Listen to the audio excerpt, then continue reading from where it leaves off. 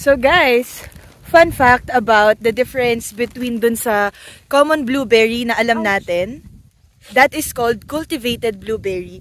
And itong mga kinukuha namin, ni Mama sa likod at pinapapak niya. Ang tawag dyan, di ba? Wild blueberry. So bakit wild? Diba? Wild blueberry. So bakit wild?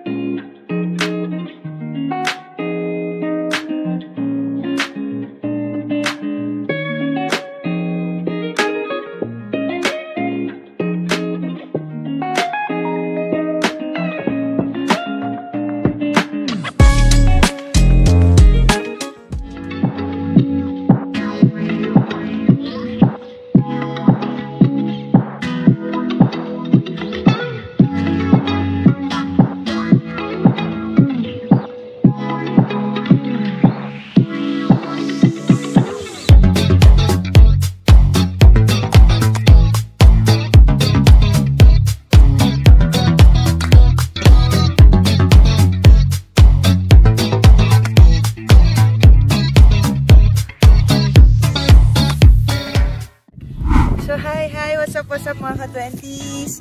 So ngayon, nandito kami sa, anong place to ma? Hindi ko alam. Airport. Lugar malapit sa airport.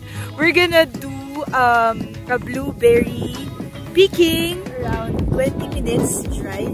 15 to 20 minutes drive from our place.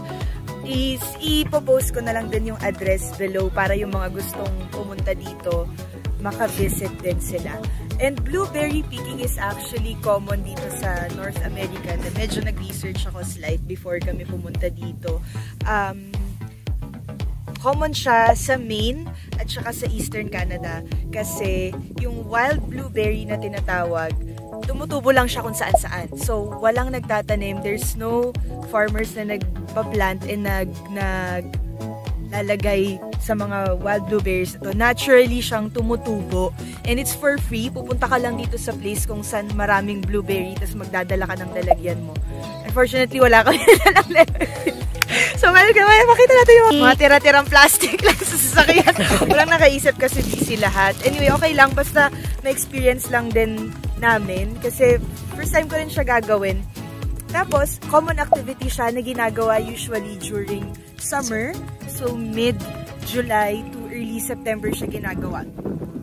And, gising ko around 9 degrees. So, medyo malamig nga today, pero maaraw naman. So, malapit na rin kasi mag-fall. Near September na ngayon. Pero meron pa namang natirang blueberries na kukunin natin today. Right now, nasa 14 degrees, 19 na super lamig, pero hangin pa din siya. So, let's start. Mapakita ko sa inyo yung mga blueberries na nakakalat lang dito na again, libre. Gusto rin namin siya kasi ginagawa namin siyang smoothie. Tapos marami din siyang purpose na mas i-discuss ko later. Pati yung difference ng wild blueberry and cultivated blueberry. So, let's go guys. Come with us.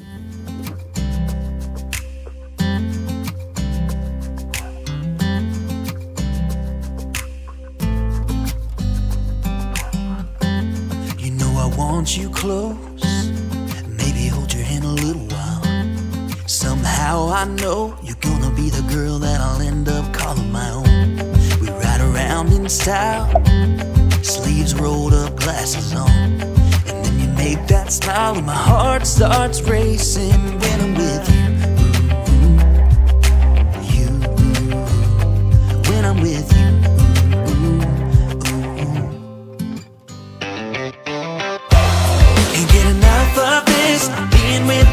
Like never-ending sunshine. Feels like everything stops for a while when we look into each other's eyes. How could I ever let you go now when you're looking like that? Can't get enough of this. Being with you is a never-ending sunshine.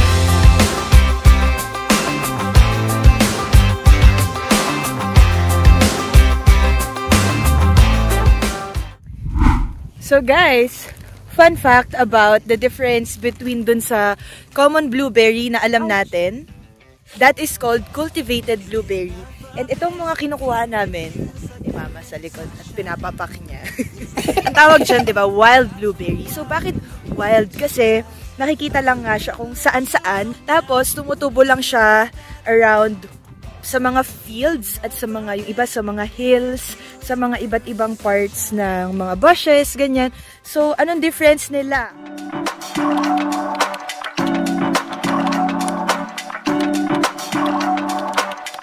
According to my research, it's healthier. Yung wild blueberries is a lot healthier than the normal cultivated blueberry.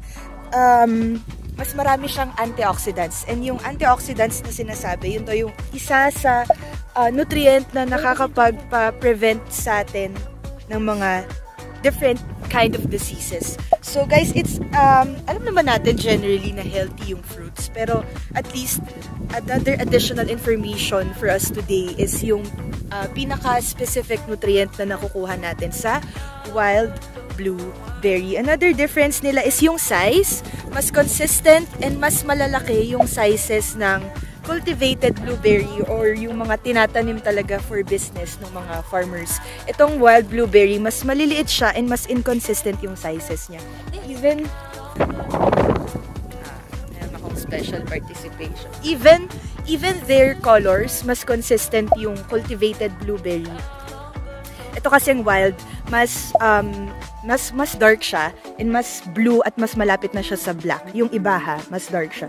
Tapos, another difference nila, cultivated blueberry, mas matataas siya. Tapos, yung mga bush niya, kaya siyang i-harvest ng mga machines. Diba for business nga kasi siya. Unlike this wild blueberry na talagang low bush siya, kailangan mong lumuhod para makuha mo siya and dapat hand harvest siya. So, medyo mas mahirap siya pero naman, diba? Ano pa naman yun? Tsaka fun siya. Okay, yun lang. Another thing about wild blueberries is na resist nila yung harsh climate ng Canada. So, that's one advantage pa nila. And last thing, kaya iba-iba yung sizes nila and colors nila at inconsistent dahil dun sa genetic diversity nila. Yun yung term na ginamit. OMG, ang dami nga. Nakakatuwa. Ilan sila? 10? Kunin ko na lang dyan.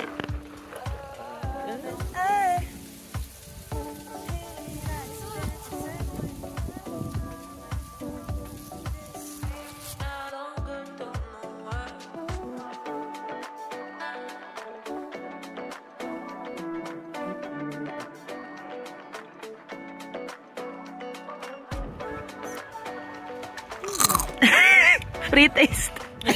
Sarap eh! Tamis eh! Yung nalagay sa plastic, kakainin ko na lang. Busog na ako pagkatapos. Ayan, yung lalagyan. Kailan ka na, ma? Kailan ka na? Dapat mga 5,000 tayo. Paramihan. Sige, punuin ko to.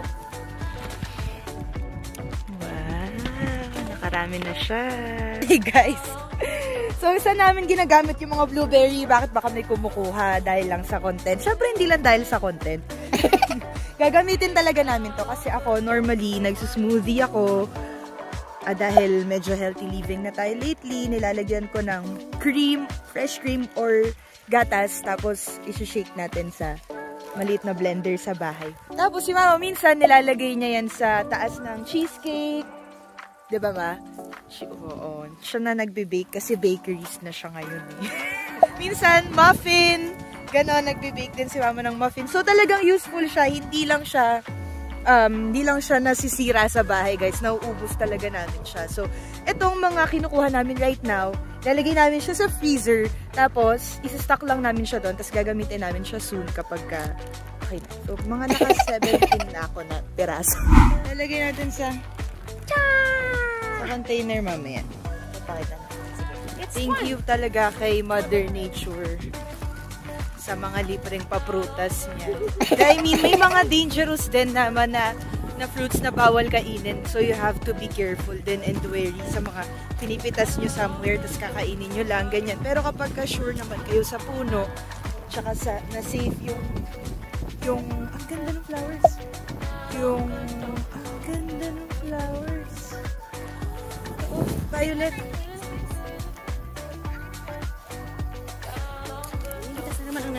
natin sa flower bed. Hindi na tayo bibili flower. Kapag ka-sure ka naman na safe yung tree at alam mo yung itsura talaga at nag-research ka, diba, at may background ka, pwede naman like this, blueberries, diba? Ang dami naming nakuha. Compare namin later pag-uwi.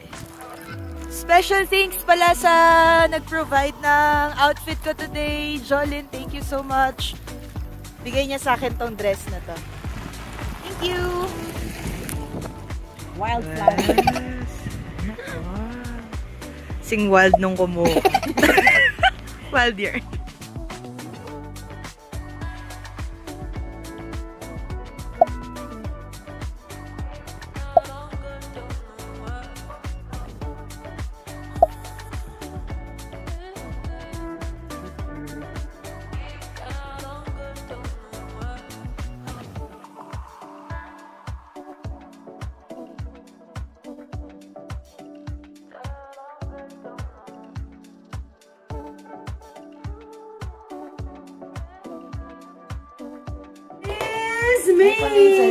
Punong-puno! Ano? Pero mas maraming dahon. Excuse me? Isa lang yan. Oo, dalawa. There you go. Dami namin nakuha. Mga $5 din to sa... Ay, hindi. Mahal to. Siguro magkano to lahat? Mga nasa $20. Pwede. Pero siya. Ayun lang guys. Thanks for watching. Bye! Sana ko